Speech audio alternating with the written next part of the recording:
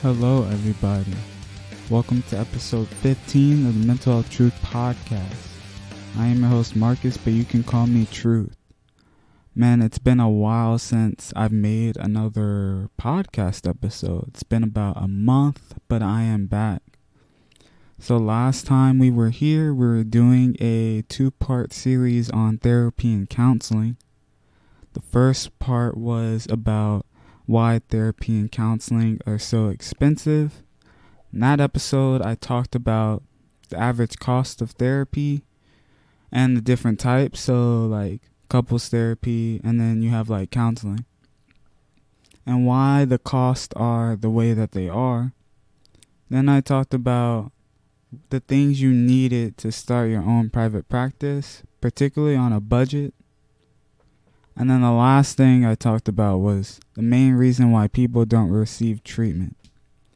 So in the second part, it's going to be about different myths that people may believe about like starting your own private practice. Mainly like setting fees, if you want insurance or not, etc. And then at the end, I'm going to discuss my plan, my scheduling and everything for a private practice. So basically my like foundation or blueprint, as you can say. So that being said, let's get started with the myths. So we have top 10 myths therapists have about setting fees. So the first myth says, it's important to assess the market before setting my fee. Now, if you don't know what assessing the market is basically going through a bunch of different therapists and counselors, and you look at the prices that they set. So maybe one will do $100 per session. Someone else may do like $200. So you kind of assess it, find like the average or whatnot, find an appropriate price tag, as you will. So that's essentially what assessing the market is. And it usually takes a long time because you got to find a whole bunch of people in your area, and you got to see what exact number works.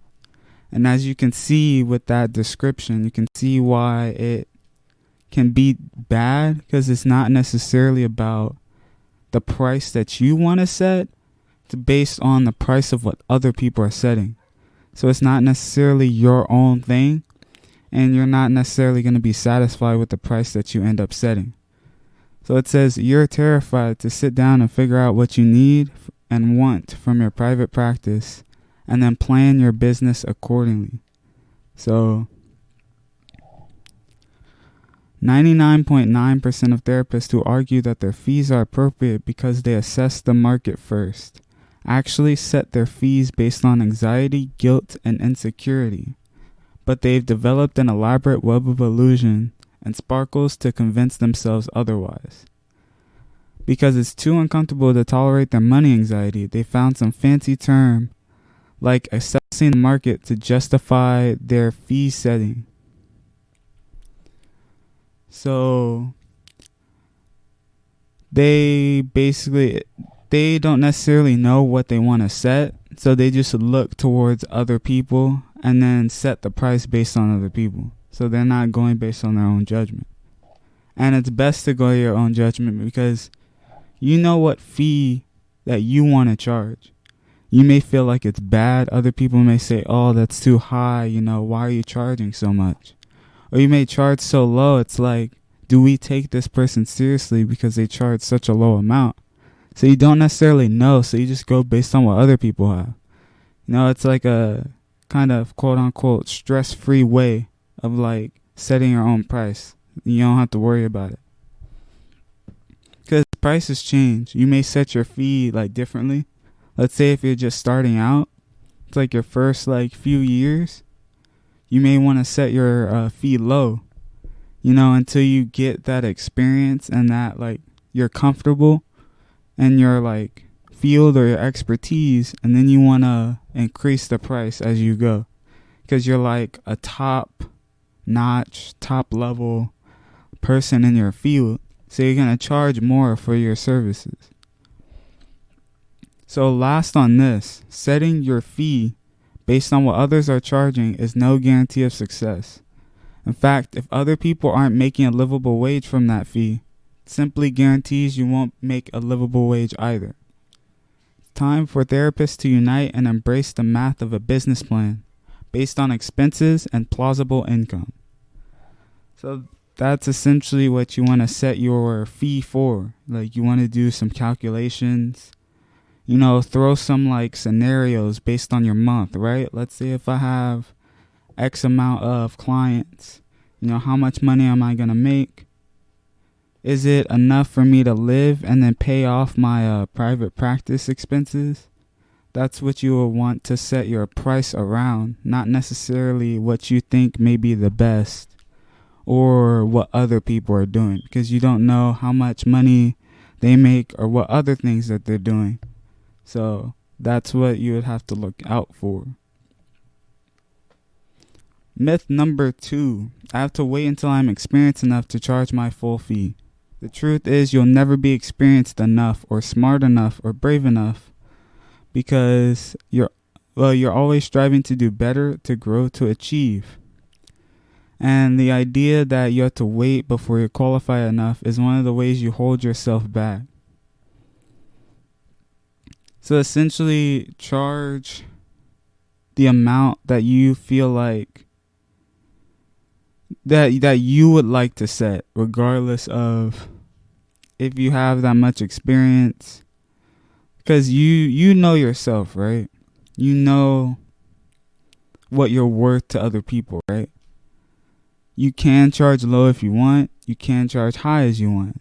It basically depends on what you think is right. Not necessarily if you have a lot of experience, but that's usually what tends to happen. If you don't have a lot of experience, you kind of charge less. When you have more experience, you charge more. But you'll never know, like, the experienced enough. You never know, like, what that sets. Someone can be really experienced year 2, while you may be experienced enough year 8. You never know. There's like this little infographic. The 3 most important things people consider when choosing a therapist. So they have level of experience, trust, and cost. Cost is only 5%. So people don't really look at the cost as much. And then you have level of experience, which is 12%. So people don't necessarily look at the level of experience. The 83% that's left is based on trust. So how much someone trusts you to like help them out, trust you to do a good job for them. That just depends on, a variety of factors. So the service that you provide, what you're specialized in, the type of people that you worked with, it's a bunch of different factors that lead to people trusting you. Can you have that trusting environment where people would like to stay? Or are you not that well at that and people will go to others for help?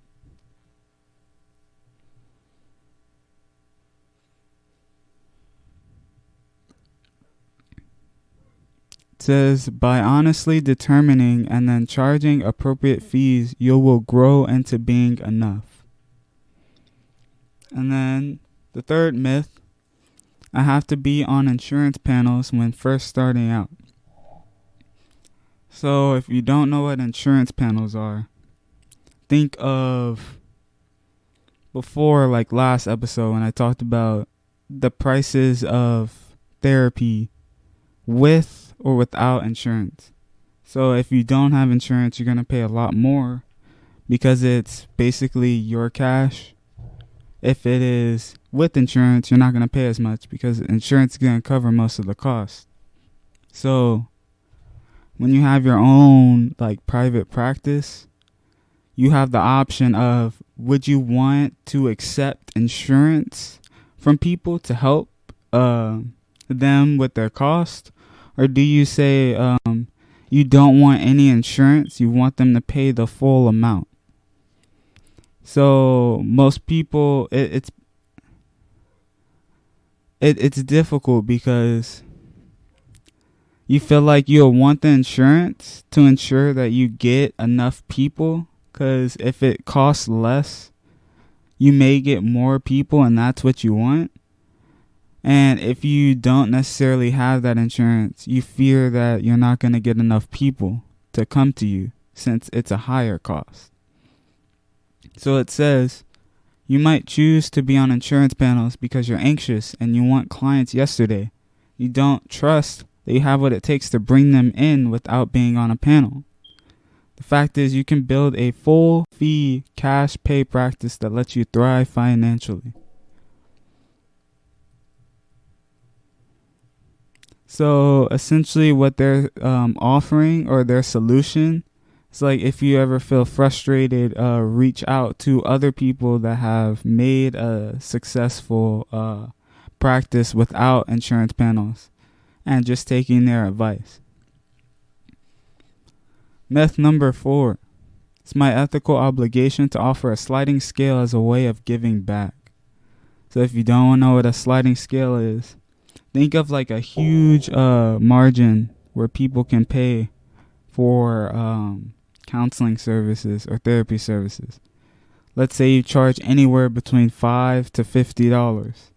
If someone doesn't have enough money, you know that they're struggling and not doing well with their finances, you may charge them the $5. But if someone's doing fine, they have like a steady income, you may charge them the $50. So depending on their income, you pay towards that instead of having a set price. It's to help people that don't have a lot of money to get services. That's essentially what sliding scales are for. So it says, this is one of the most harmful myths of our field. The idea that the only way we can give back is through lowering our fees in our business. So let's see. So usually when you do that, right, if you have a sliding scale, you're going to get a lot of you're going to get a lot of clients, right? Since you offer low cost, more people are going to go towards you. And the thing is, with that low cost, that sliding scale, you're typically not going to get enough money to like support your business and to support your finances. And you're going to get burnt out because you would have to, let's say someone charges $100 and they see 20 clients a week. Now, if you have a sliding scale of, let's say, 50 to 100, and most people can only pay the 50, then you're going to have to see literally double to match that person that charges only $100. Now, you're going to get more people, obviously, than the person charging $100.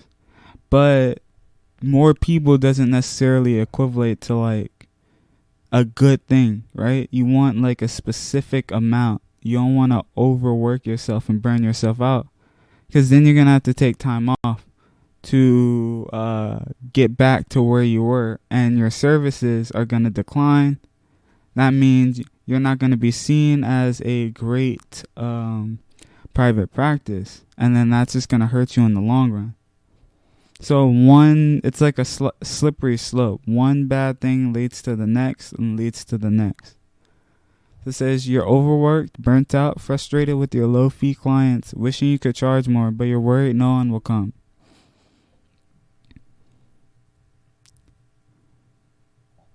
So let's see. I wholeheartedly believe in keeping 1 or 2 sliding scale spots open in your practice if you want. But in reality, having a couple of sliding scale spots is a luxury. It is what you do once you are paying off all your bills, putting money towards your retirement, taking your friends out to dinner, investing in your kids a college education, and making regular trips to see the folks. Does it make sense to offer a sliding scale, or more likely to have the majority of your practice made up of sliding scale clients? When you feel like you're drowning, overwhelmed, stressed about money, worried about whether you can even pay your bills. Your fee is set so you can have a sustainable, impactful business. When your business thrives, you are truly able to give back to your community, which is the opposite of limiting who and how you help. There are many ways to get back beyond the sliding scale model without sacrificing the survival of your practice. By encouraging our therapists to start with the sliding scale, we've gotten this backwards. It makes more sense to run your practice putting your mask on first before you offer assistance. So essentially, sliding scale is not necessarily a good thing. Like, it's because you want to give back and you want to help more and more people, but there are other things that you can do to help more people while you maintain your fees.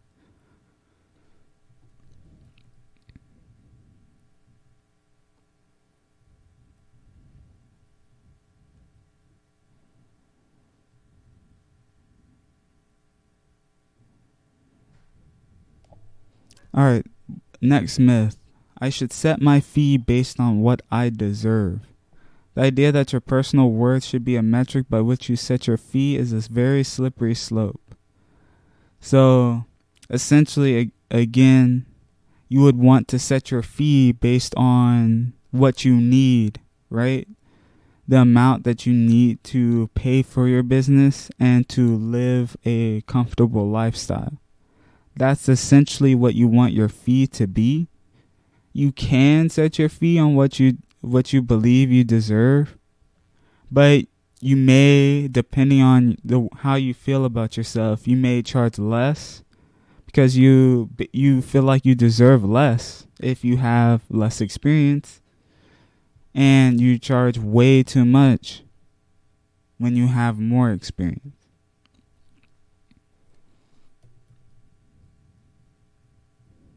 So it says the solution. Sit down with pen and paper and write down your monthly expenses and projected expense. So again, that's exactly what I was saying before. The next myth. No one will pay my full fee. So they're saying yes, they will. They will. There's people that will that will pay your full fee. There's people that need help, and a lot of people are willing to do whatever it takes to get help. As you saw before, it says when looking for a therapist or a counselor, only 5% look for cost, right?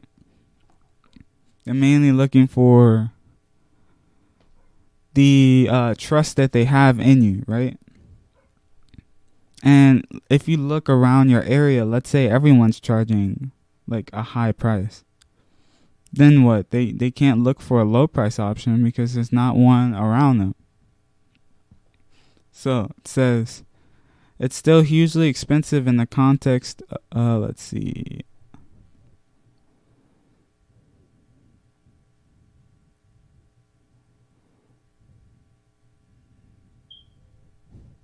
So it says, find other therapists who do charge their full fee. Find the clients who can pay for these fees, who are able to both thrive professionally while also giving back. And then next myth, I should set my fees based on what I feel I can ask for. So this is essentially like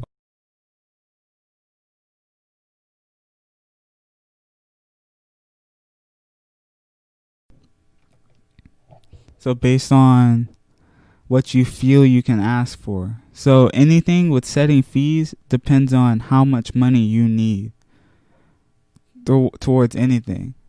And that's essentially for like any kind of business, to be honest. But this one is based on like the people that you see, not necessarily like selling something. Because like you could sell different products at different prices. And you know that you can kind of just sit there with the product. Like it could be like over a year and people will still buy it. So they're still coming by. But this is different. Since you're seeing people, it's not like the people are still paying you even though you stop seeing them. It's not how it works. So we're almost done here. So if my fees are low, I'm bad. I should be mightily castigated hourly. So it says you should, like I said before, you should know what fees you should be charging based on your financial needs, and then charge those fees. So essentially, that is the only way it can work, right? And then the last and final one, if my fee is high, it limits who I can work with. It says actually quite the opposite is true. What really limits who you can work with is burnout. If you stretched your max trying to see 30 hours of low fee clients, barely able to pay your bills, then you're not going to do your best work. If you have high fee that allows you to pay for trainings, personal therapy, awesome consultations, etc., then you'll have more than enough energy, time, and financial well-being to really serve those who fall in your population of passion. So one of the most thrilling things about private practice is there is no limit to what you can do. You get to choose what hours you want to work. You get to work whenever you want. You get to choose what you earn. You get to choose to work with whomever you want. It is possible to work with underprivileged youth and make $200,000. It says, guess what? You are your own boss, so you can conceive of how you do this. Then yes, there's no one to fire you or demote you or give you a harsh talking to besides yourself. So that is the end of these myths. Let's see if I missed anything. So it says your money anxiety. I did miss this. So your money anxiety. So during your first few years of practice, it's around 75 to 78%. But as you get to your 8th and 10th year, it drops to about 57 to 59%. So since you've had more years in your practice, you're more comfortable, you already had your fee set. So you're not going to feel anxious or anxiety about what price do I have to charge? Because you already have proof, right? You already have proof that people are coming to see you. So you don't need to change your prices anyhow. Unless just out of nowhere you just have a shortage of people and no one just comes. But that's something that would rarely happen. So since we finished this article, it is time to go over my plan. So I actually looked at this. So I had this plan since 2 years ago. I had this plan 2 years ago. But I made some changes. I was looking at it last night before I got to this episode. And I did some calculations. So I did mainly an average scenario, or like kind of a worst case scenario type of thing. So I'm not going to share the name, the motto, or the website. So that's just a mystery for all of you. I will share like a schedule and the different things offered and the prices. So typically my schedule would be Monday and Tuesday from 9 a.m. to 4 p.m. Wednesday from 11 to 6 p.m. Friday from 11 to 6 p.m. So those are just the counseling sessions, right? So I would have a little bit of space in between after each counseling session. Then I would have counseling classes on Thursdays from 10:30 a.m. to 1:30 p.m. Classes will typically be about an hour each. And I would make a way to like record it or have PowerPoints. So then I could have it online as well. If anyone wanted to see the classes online, they could like pay for that portion instead of coming to like the actual in-person classes. And then Saturday and Sunday, and this could change. Since I do have all 7 days, I could move one of these days with the counseling classes and leave a day open. But So there would be support groups Saturday and Sunday. So Saturday 9 a.m. to 11 a.m. would be a men's support group. And then 2 p.m. to 4 p.m. would be a women's support group. And then Sunday is the same schedule, just the opposite. So 9 a.m. to 11 a.m. for women, and then 2 p.m. to 4 p.m. for men. And here was the prices that I had. So the sessions would be $50 to $75 per session. Now that may change. I may put it to $100, depending. Maybe the most at this time would be like $100, $125. But you'll see through with the calculations on how much this would be. So sessions would be $50 to $75 per session. Classes, I would have $15 per class meeting, or you can pay for the entire class for $150 to $200 total. There would typically be about 12 people, at least 12 people per class. So that would be like the opening. So maybe like the lowest would be like 8 a class, but it depends on how many people would like to join the class, right? And it could be like, oh, let's say if 30 or 40 people want, and we only have space for like 12 people. So we can extend it to like 15, and then see if the other 15 would be willing to do the online portion of it and couldn't make it, right? So let's say if like you miss a day, you can have the online version if you couldn't make it. And if you can make it, then you have the in-person, which is the same as the online. So it worked that way. And then the support groups would be $150 for 12 weeks or $15 per individual session. So essentially you'd save, it would be $180 if you paid the $15 per individual, but you could subtract $30 and pay $150 for the 12 weeks. Now, I had 2 scenarios here. So I had the first scenario with $50 sessions, and then the second scenario with $75 sessions. So the average amount of clients that people see are between 20 to 30. So I did the least amount, so I said 20. So the lowest possible amount, 20. So that would be, I would see 5 people per day, since it would be Monday, Tuesday, Wednesday, and Friday. So $50 sessions times 20 clients would be $1,000. So this would be weekly. So $1,000. And let's say I have 2 classes, since 10:30 to 1:30. So we would fit 2 classes in between for Thursday. And let's say we have 12 students for each of those classes. So we have 2 classes times 24 students, and you get $720 based on that. Then we have 4 support groups, since there's 2 on Saturday, 2 on Sunday. And then let's say we have 8 participants. So it's 16 participants, so 8 on each day, right? And that's very small. So that would literally be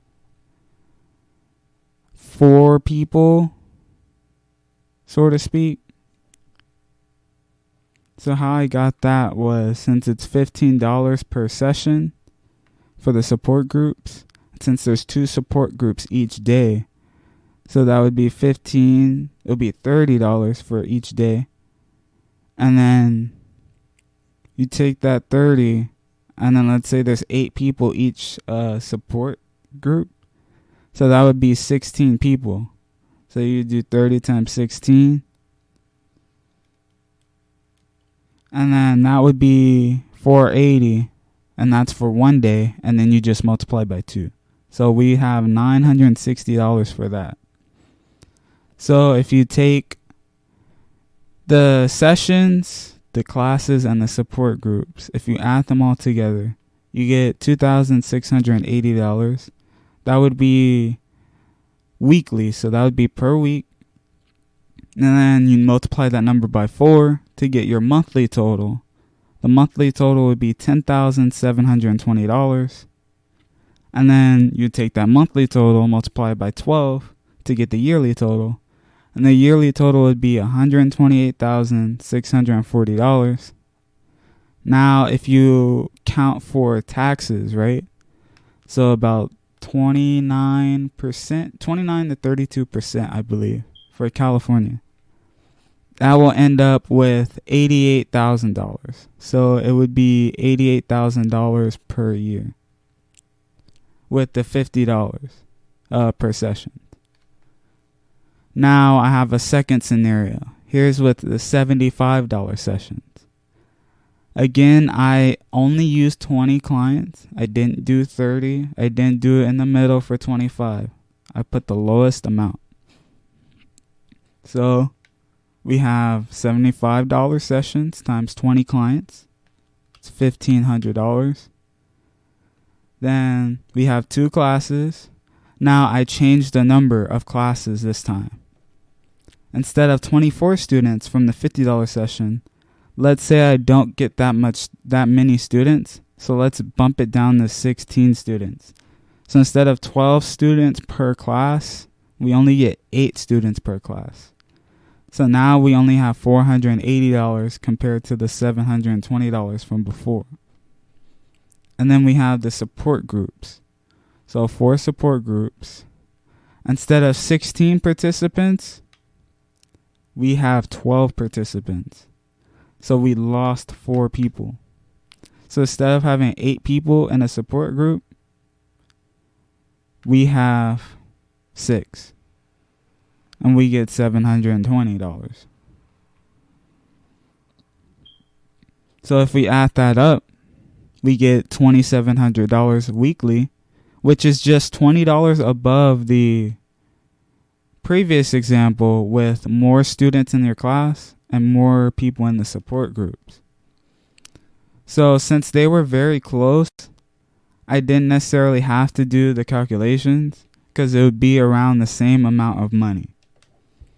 So let's just say $88,000. And to start up a private practice, the price would be around $1,600 up front with about $500 monthly. So that would be $6,000 yearly. So you subtract $6,000 and you still have $82,000 left.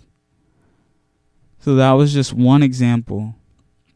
Well, I gave you 2 examples based on the prices that I would offer at this current moment. Again, things can change. I could increase the price to $100, maybe $125. I could change the schedule. Maybe I have one less day. Who knows? But that is my idea that I wanted to share with all of you. So that would be the end of this episode. I hope you enjoyed this episode. And again, if you haven't already, follow me on Instagram at mentalhealthtruth_. Be sure to check out all the other episodes that I have if you're looking for something to help you out. And also, if you ever wanted to support, you can buy my book on Amazon. It's called The Lost Art of Human Life and Motivation on Amazon. And I will include, you can find the link on my website, which I'll leave in the description. So if you go to mentalhealthtruth.net and you go under the shop section, you'll find the book and then you could buy it from there. So that is it. I want to thank you all for watching. If you found this useful, please share this episode or any other episodes that you found enjoyable. And I'll see you all in the next one. Truth signing out. Goodbye, everybody.